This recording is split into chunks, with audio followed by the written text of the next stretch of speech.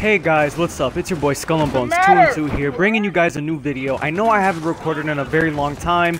I've just been dealing with school and I'm back. So I'm actually here to bring you guys a new series, new video that some of my friends requested for me to do about Gears lore, about the Gears universe. And it's not going to be a copy off of other channels that you know that do lore. This is going to mainly be about things that interest me and things that other people wanted to know that a lot of other YouTubers, I guess, haven't covered. So let's get into it. We're going to be talking about, yes, what the title says, my boys, the Onyx Guard.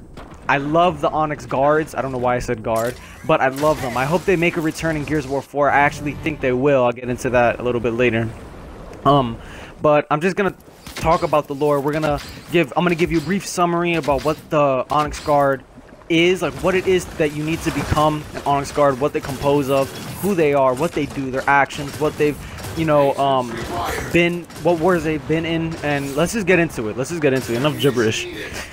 The Onyx Guard was an elite special operations unit in the coalition of ordered government's army that operated at the sole discretion of the chairman before vanishing into COG files and vaguely recalled memories. When the unit was transferred to Azura to help defend the people who were there and the resources the COG had on the island, the Onyx Guard basically was wiped out there. They were wiped out on Azura defending Adam Phoenix and the countermeasure, and at least the people that were left of it. That's where we last left off, seeing them in modern day time was Gears of War 3. Gears of War Judgment doesn't really count because that was the attack of Halvo Bay a couple days after E-Day. So let's just continue. The Onyx Guard was an elite unit that had its own air wing, tank battalions, and troop regiments that were capable of fighting on the front lines and behind enemy lines. And behind enemy lines, they mean special forces. They would do special ops, assassinate targets if needed, a threat to the coalition of ordered governments. As such, they were barely seen. They were just whispers in the dark. They were ghosts. These guys were the brute force and muscle of the COG armed forces. When something needed to be done, you would call in either the commandos or the Onyx Guards. And the commandos we'll talk about later on in another video if you guys want me to. I will go in depth about the commandos, what they are, what they consist of, a little bit more into why Dominic Santiago chose to go into the commandos instead of going the regular route. There's a lot to it besides him following his brother's footsteps going into the COG, but let's jump right back into the Onyx Guard lore. So, unit history. Onyx Guards trained in the Onyx Guard Academy of Halvo Bay, where they were honing their skills and preparing for more deadly combat than what a normal gear would see. It would put you through these death-defying tasks that wouldn't even comprehend logic. I mean, think of Black Ops. Real life United States Black Ops things that we make our soldiers do, like below freezing temperature waters that you have to swim in and hold your breath for at least a minute. 1,000. I'm just coming up with some of not necessarily the like physical attributes, but the how do I say it, the other stuff around that they have to do, like 1,000 push-ups or some shit like that, you know. Like, you guys, the main thing is that in order for you to have become an Onyx Guard, you had to have done something special. You had to have done something that would have blown your superiors away in order for them to have recommended you for an Onyx Guard, or it wouldn't have never worked. And you see how I just got that kill with the Onyx Lancer? That's what I want to dive into really quick, take a break from the lore about the Onyx Guards, how I think they may be making their return to Gears of War 4. This is a theory. So, why name the weapon skin Onyx?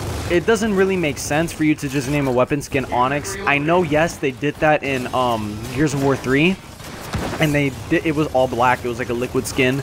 It was called Onyx. You got it by doing special kills. I forgot what the requirements were to get the Onyx skins, but a couple months later, the Onyx Guard character comes out, and people were rocking the Onyx skin with the Onyx Guard, and it was life-changing when game-changing and life-changing when I finally got the Onyx Guard character. He talked just like I did. I love playing as him because his dialogue was some of the stuff not a lot of the gear said, and I would say some of them that I love that I remember like from the back of my hand was when you would down somebody and he'd say, and if you pick them up as a meat shield, you would go and he'd say, your mom's a classy lady.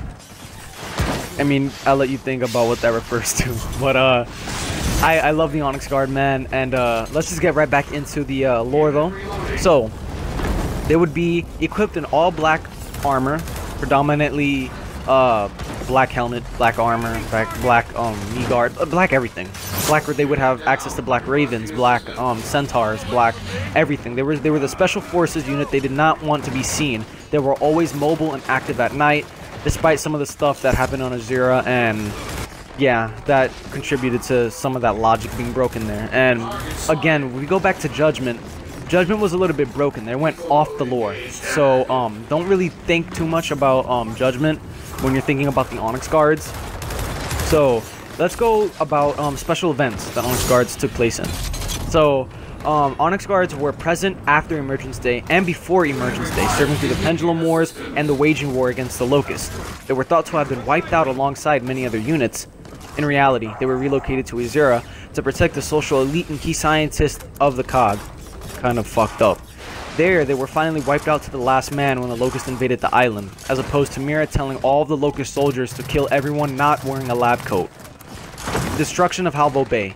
This was basically the home base of all Onyx Guards, all things Onyx Guard. If you were there to become one of the most elite special killing forces on the planet of Sarah, you would go to Halvo Bay. The Onyx Guard played a key role in defending the city of Halvo Bay and when it was besieged by the Locust Horde. The Onyx Guard Academy was also attacked when the Locusts invaded. The guards were later present at the courthouse providing security for the trial of Kilo Squad while fighting the Locust across the city. During the aftermath, you can see dead Onyx Guard. You can see a dead Onyx Guard in Paddock's hideout behind a car with some people who committed suicide to avoid becoming farmers. That's some other stuff I'll go into later on. But let's go into the other events. Another event is the Battle of Irafiera. After learning about the Locust assault on Irafiera, Captain Paul Dori and Onyx Guard, along with a team of other Onyx Guards, went to Haldane Hall to pick up Professor Adam Phoenix. When they arrived at the scene, they found Adam buried in some rubble. Paul Dori ordered some of his men to retrieve him and ordered George to inspect the house, another Onyx Guard, for any vital information regarding Adam's research, and told him to make sure he checked the basement, which housed a secret laboratory. After the mission to Haldane Hall, Adam was injected with a sedative and taken to Azura.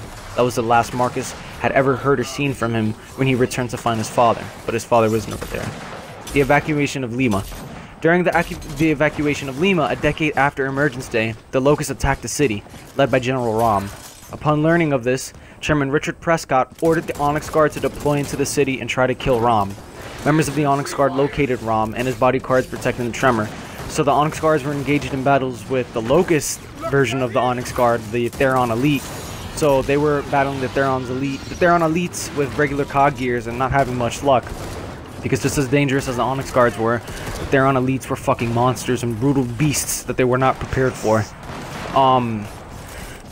So they were all slaughtered by Rom and his bodyguards and guards, including other gears defending the city, and were unable to prevent another Cedar from being summoned, while Zeta Squad was able to progress through the city and fend off most of the Locusts, making it to their escape on the roof of the museum. Or was it of the museum?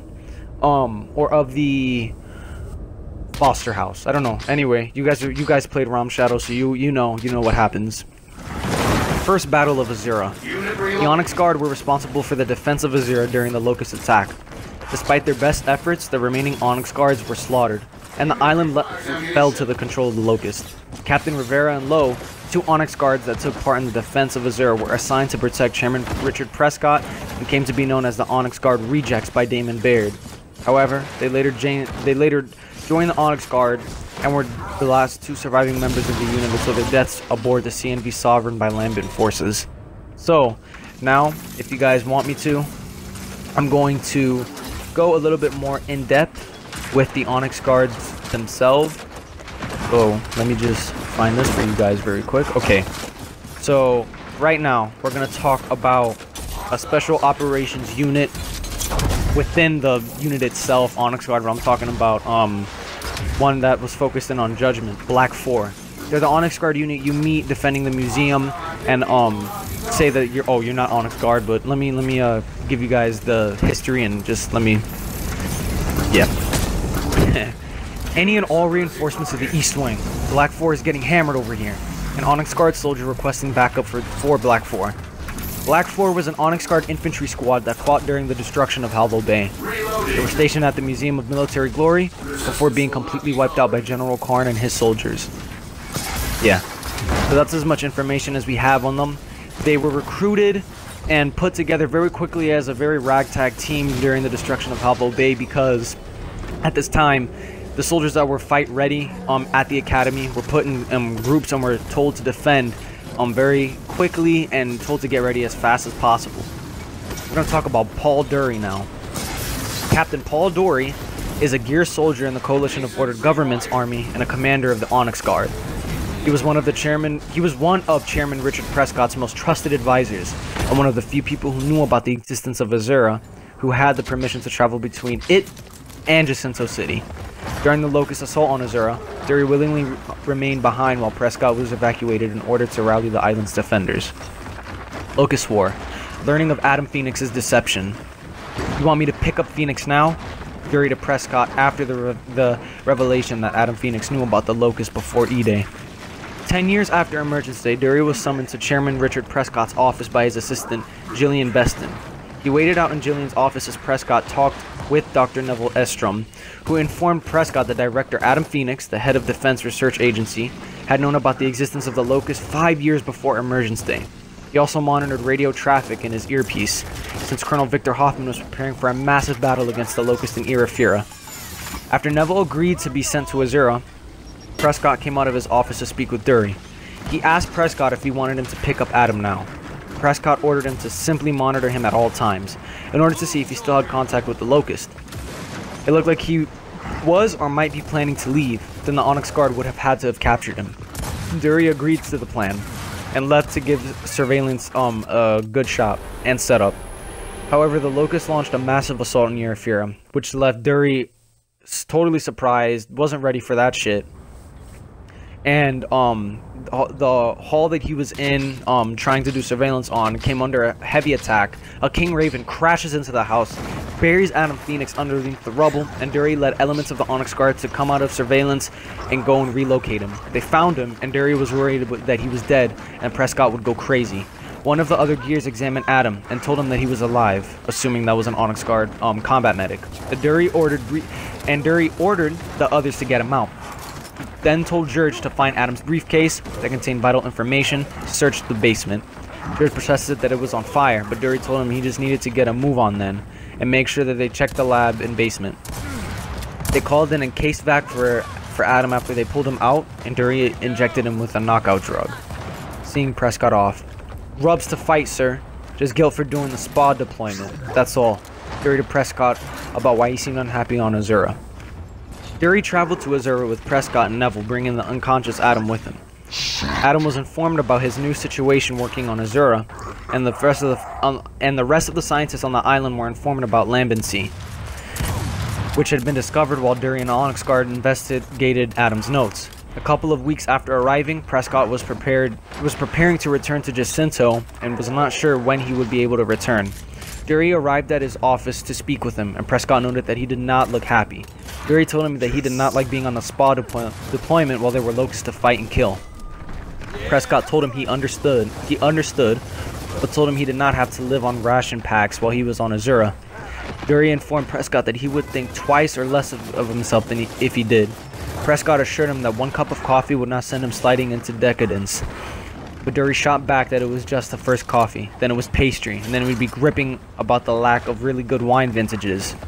He noted that Prescott did not partake in many of the luxuries, that he didn't see battle, that he didn't get into the gritty face of war. But Prescott noted that if he did, Hoffman would be able to smell the coffee on his breath when he returned, and he so did that anyways. Prescott was more of a laid-back man, more of the family man, you could say. Not that he had any family worth looking over or protecting, just the fact that he was a lazy shit. Now the Onyx Guard, Captain Paul Dori, told him that he just wanted to get back into the blood, the guts, the gore. He wanted to fucking end these beasts, put them back in their holes, per se. And Prescott couldn't let him do that. Somebody as close as Dori knew him as well, and they needed to stick together through this for whatever was coming their way. And when it did, shit hit the fan, and it hit the fan hard. So, he went to Jacinto. Paul Dori told Prescott he would have a boat standing by to take him back to the mainland, and he asked if any special orders regarding Adam. Prescott told him to just keep him under surveillance and to remind him that his son Marcus Phoenix, locked away in the Jacinto maximum security prison for I'm gonna butcher this shit. Dereliction of duty, and were the only ones for keeping the existence of the land of them as a spy. Dori accepted his recommendations and then asked Prescott when he was planning on leaving Jacinto permanently. Prescott told him he would leave once he was sure he had no other choice, and that he needed to keep civilian morale up and save as many lives as possible to help rebuild civilization. Dori gave an amused smile, a fake one, and noted that he would not have to rebuild the cog from just the people on Azura either. Dori noted that he would see Prescott in Jacinto soon, and wished him a safe journey back. Confrontation with Adam. Look, the chairman rarely gives his word, but in my experience, when he does, he keeps it. And you and your son aren't exactly blameless, are you? So I think we're all going to have to learn to trust one another. Dori to Adam Phoenix after he accused Prescott of threatening to harm Marcus for Adam's failures. So that was basically Adam backfiring at Dori, and Dori was like, listen, you gotta hold what you're saying right there. I know Prescott, and he's not a coward, he's not gonna back out, he keeps his word, he's not a liar, unlike somebody that we know. And then that's when Adam says, alright, I trust you, and all this other stuff. So then there's Onyx Guard Low. Onyx Guard Low is just a soldier that partakes with Rivera, guard Prescott. They're like his pet peeves, number ones, you know what I'm talking about. Then we're gonna talk about Red Squad. Red Squad is another Onyx Guard squad that is given the limelight. 17 years after Emergency, the island of Azura was discovered and attacked by the Locust Horde. Red Squad was sent up by Captain Paul Dori to secure Pinnacle Tower and prevent the Locust from reaching Professor Adam Phoenix's emulsion countermeasure weapon. The gear set up barricades at the entrance and set up snipers on the roof to kill any approaching Locust. When Adam and Dr. Neville Estrom arrived at the tower, one member of Red Squad told Adam to get up to his room and lock the doors. He commented that Adam get up to his room and also check surveillance. He commented that the entire Locust army and Queen Mira were coming for the tower, and he was going to try and prevent anything happening to them. But Adam said that Mira would not kill him since she needed him alive. The sergeant remarked that Adam seemed oddly confident, and that one of the other gears told him that Adam had known the Queen at some point in the past. Ooh. When the Locust assaulted the tower, all of Red Squad was killed defending it. So guys, that was my Onyx Guard lore and theory of the Onyx Guard returning to Gears of War 4. I can go in depth in another video if you guys want me to. But if you guys like this, enjoyed it, slap a thumbs up, give me a like, comment, subscribe, let me know, tell me what you guys think. I love doing these videos for you guys. It's been a while, I know. I'll post more, I promise you. But I'm really thinking about doing the Commandos next. If you guys think I handled this one well, and again, because I did the Onyx Guard because I love these characters so much, and I just love the Gears of War lore and the backstory that goes into this. So again, I'll see you guys in the next one. Peace.